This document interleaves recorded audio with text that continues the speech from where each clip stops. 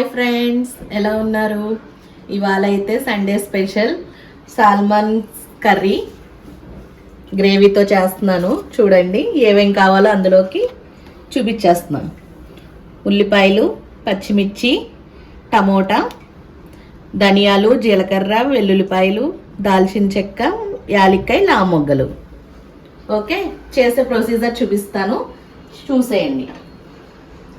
బాండి పెట్టుకొని స్టవ్ వెలిగించుకోండి. వేడయ్యాక ఆయిల్ పోసుకోండి. 2 స్పూన్స్ ఆయిల్ వేసుకొని వేడెక్కిన తర్వాత ఆనియన్స్ వేసుకోవాలి.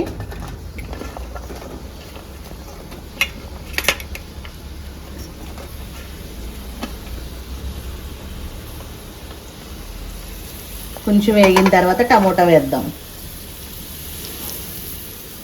వేగిపోయినాయి, టమోటా వేసేసుకుందాం. టమోటా వేసిన తర్వాత మసాలాలన్నీ వేసేసుకుని వేయించేసుకోవాలి ఒకసారి. ఇవి వేగినవి చల్లారిన తర్వాత మిక్సీ కొట్టుకుని పేస్ట్ చేసుకోవాలి. బాగా మెత్తగా చేసుకుంటే పేస్ట్ బాగుంటుంది కర్రీకి. వెల్లిపాయ పేస్ట్ వేయండి, కొద్దిగా, ఎక్కువ అవసరం లేదు, కొంచెం సరిపోద్ది. కలుపుకుంటే ఇందాక పేస్ట్తో పాటు వేయడం మర్చిపోయాం.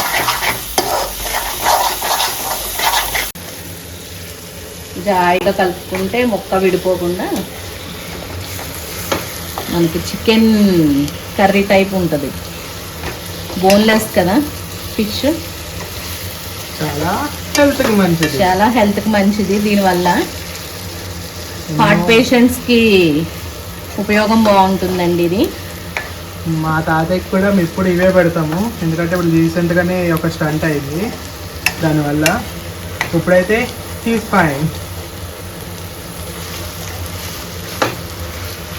అలాగే మంత్లీ ట్వైస్ తింటే చాలా మంచిది. కొంచెం కొంచెం వేద్దామండి. ఇందాక ముక్కలకి కొంచెం వేసాను, కర్రీలోకి కొంచెం కావాలి కదా. కొద్దిగా కారం వేద్దాం, రెడ్గా అనిపించలేదు కూర. అది రైస్తో వండుకోండి, సూపర్ ఉంటుంది రైస్ ఇలాంటి కర్రీస్కి.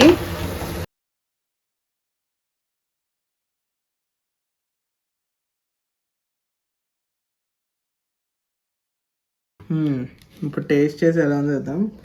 బా, ముక్కలు చూసారా, సేమ్ చికెనే, ఇక ఎంత బాగా ఉడికిందో. ముక్క తిని చూద్దాం. ఎంత సాఫ్ట్గా ఉంది మమ్మీ, చాలా బాగుంది ముక్క అయితే. సేమ్ చికెనే. అప్పుడు తిని చెప్తా. అబ్బా, చాలా బాగుంది.